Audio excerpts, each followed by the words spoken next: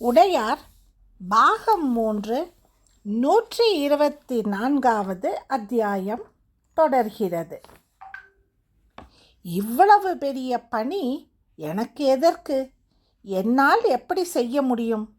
எனக்கே என் வாழ்க்கை பற்றி புரியவில்லையே என்று இங்குள்ள சில தலைக்கோழிகள், நடன பெண்மணிகள் கேள்வி கேட்கலாம். வாழ்க்கையின் சூட்சமம் எல்லோருக்கும் புரிந்துவிடாது.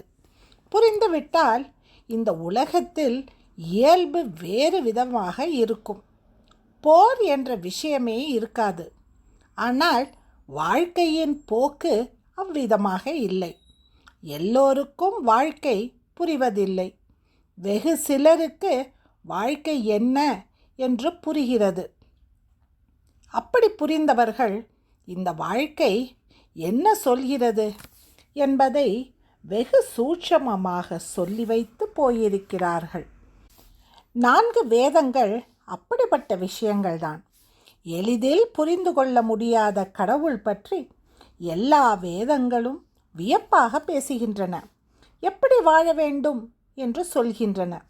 எப்படி தொழ வேண்டும் என்று சொல்கின்றன. எது சரி எது தவறு என்று பிரித்து காட்டுகின்றன. அதன் தொடர்பாக அதற்கு விளக்கமாக உபனிஷத்துகள் எழுந்தன. பிற்பாடு வேதத்திற்கு விளக்க உரை எழுதியவர்கள் இன்னும் விளக்கமாக வாழ்வியல் பற்றி கவலைப்பட்டிருக்கிறார்கள். அதை இன்னும் எளிதாக்கி புராணங்கள் சொல்லப்பட்டன. உலகம் மாயை என்று சொன்னால் அதை எப்படி விளக்குவது? நாரதருடைய கதை ஒன்று விளக்குகிறது. நாரதரும் நாராயணரும் நடந்து போய் கொண்டிருக்கும் போது, மாயை மாயை என்கிறீர்களே, அது என்ன என்று எனக்கு சொல்லக்கூடாதா என்று நாரதர் நாராயணரை கேட்க, சொல்கிறேன், எனக்கு தாகமாக இருக்கிறது, தண்ணீர் எடுத்து வாரும் என்று சொல்ல, நாரதர் வேகமாக ஓடி ஆற்றில் ஓடுகின்ற நீரை ஒரு சொம்பு மொண்டு நிமிர்ந்து பார்த்தபோது அங்கு அழகிய பெண் ஒருத்தி நிற்க கண்டு அவளை கண்டு மோகித்து அவளோடு பேசி பழகி ஆடி பாடி அவர்களின் வீட்டார் சம்மதத்துடன் திருமணம் செய்து கொண்ட பிறகு குழந்தைகள் பல பெற்று அந்த குழந்தைகள் வளர்ந்து பெரியவர்களாகி அவர்களுக்கு திருமணம் முடித்த பிறகு அந்த குழந்தைகளுக்கு குழந்தைகள் பிறந்து ஒரு நாள்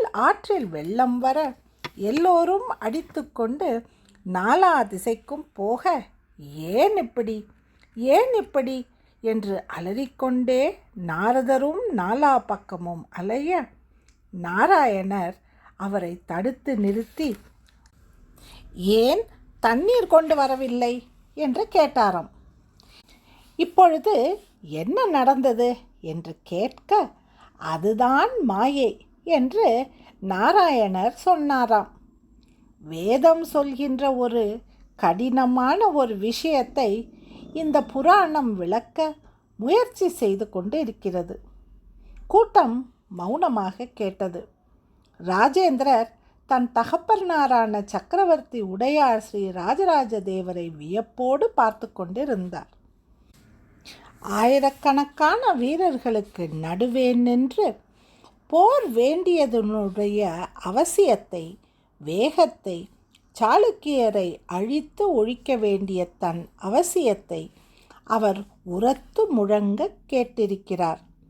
சேர மன்னன் தூதுவர்களை இழிவுபடுத்தினான் என்று தெரிந்ததும் சபையில் எழுந்து நின்று கொள்ளைப்பாகையை தரைமட்டமாக்குவேன் என்று உரத்த குரலில் சப்தம் செய்ததை கேட்டிருக்கிறார்.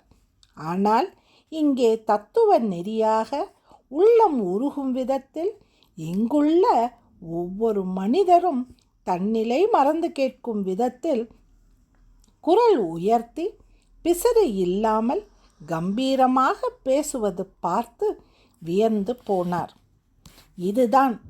இதுதான் இவருடைய சக்கரவர்த்திக்கான முதல் தகுதி. இப்படி பேச வேண்டும் என்றால் இவர் எவ்வளவு யோசித்திருக்க வேண்டும். அந்த கம்பீரத்தை நாம் அடைந்து விட்டோமா இந்த பாடத்தை புரிந்து கொண்டு விட்டோமா? எனக்கு உள்ளுக்குள் சில ஆதங்கங்கள் இருக்கின்றன. என் வழி சரியென்று நான் பிடிவாதமாக யோசிக்கின்றேன். ஆனால் என்னை வளர்த்து கொண்டிருக்கின்றேனா என்பது பற்றி நான் கேள்வி கேட்டுக்கொள்வதே இல்லை. வளர்ந்து விட்டேன் என்றே நான் நினைத்து கொண்டிருக்கின்றேன். இப்படி இவர் அருகே உட்கார்ந்து இவர் செய்கின்ற வேலைகளை பார்க்கும்போது எனக்கு இன்னும் போதாது என்று தான் தோன்றுகிறது. வெறும் யுத்தம் புரிந்து ஜெயிப்பது மட்டுமல்ல, மக்களை கவர்வது என்பதுதான் முக்கியம். இதோ இந்த நடன பெண்கள் எல்லாம் இவர் காலடியில் அமர்ந்து சிலை போல இவரையே பார்த்து கொண்டு இருக்கிறார்கள். இதுபோல என்னை பார்க்கவோ மறவர்கள் வந்து நேசிக்கிறார்கள் என்பது மட்டுமே ஒரு அரசனுக்கு போதாது. யுத்த காலங்களில் மறவருடைய நேசம் அவசியம். ஆனால் சமாதான காலங்களில் மக்கள் அத்தனை பேருடைய கவனமும் அரசன் மீது இருக்க வேண்டும். அரசாங்கத்திற்காக ஜனங்கள் உழைக்க வேண்டும். அந்த பலத்தில்தான் மறவர்கள் சிறக்க முடியும். மந்திரத்திற்கு கட்டுப்படுவது போல இந்த ஜனங்கள் இவரிடம் இவ்வளவு பிரியமாக இருப்பதற்கு காரணம் இவருடைய அக்கறை, கனிவான பேச்சு, கருணையான பார்வை, இதமான நடவடிக்கைகள்.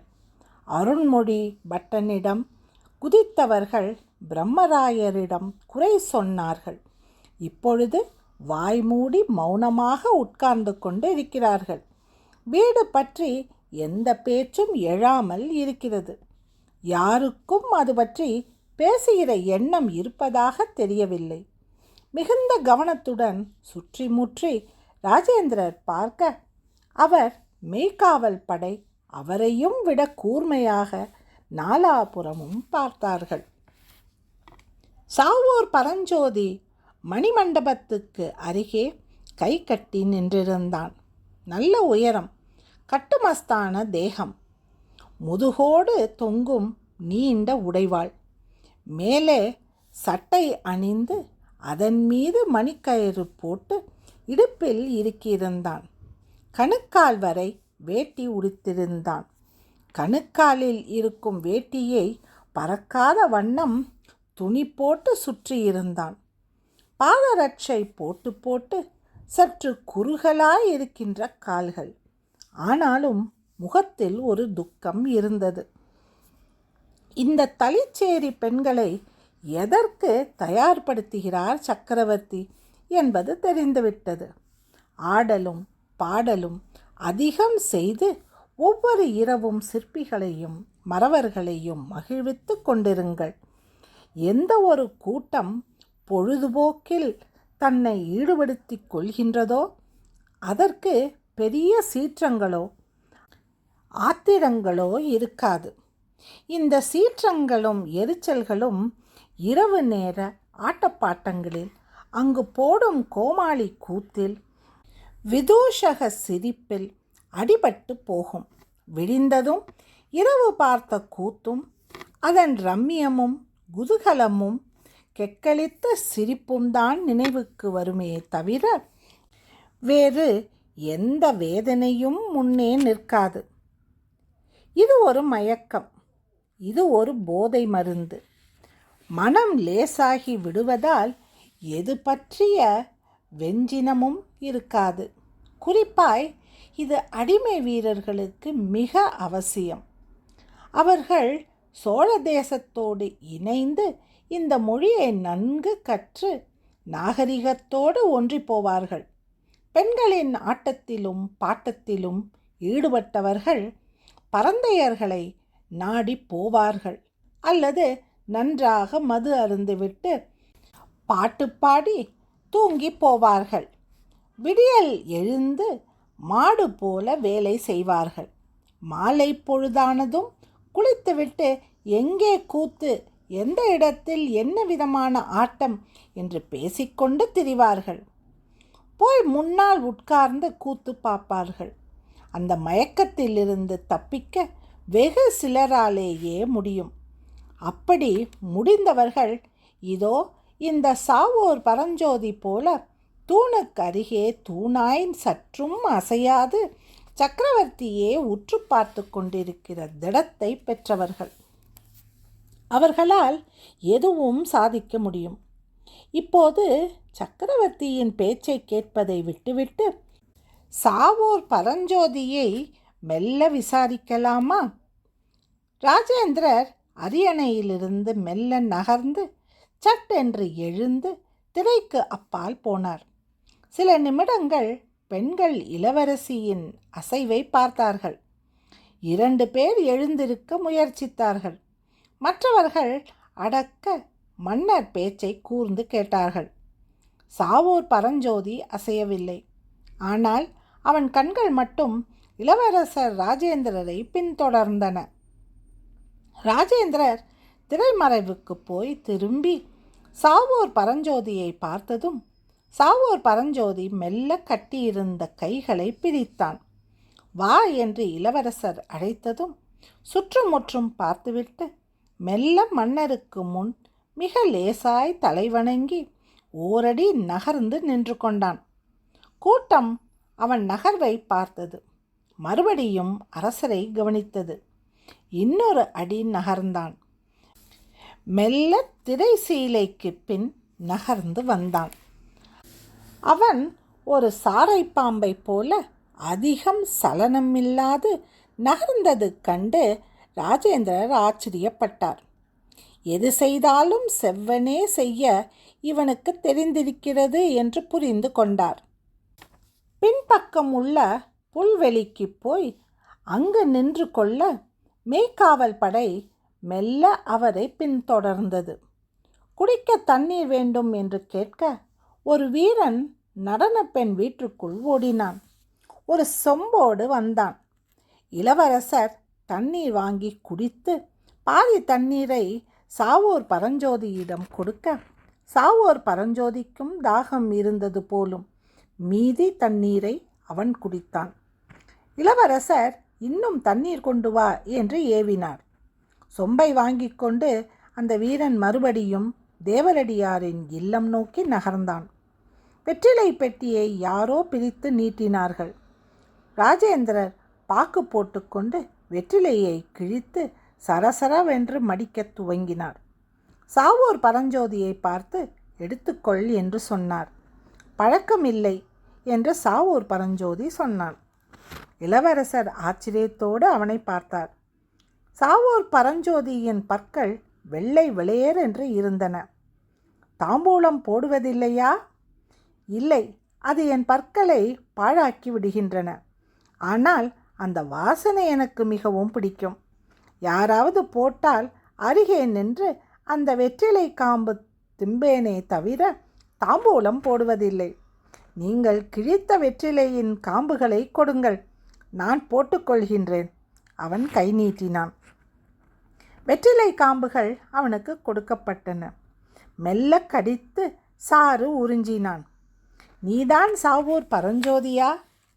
ஆமாம் இளவரசே, நாம் சந்திப்பது இதுவே முதல் முறை.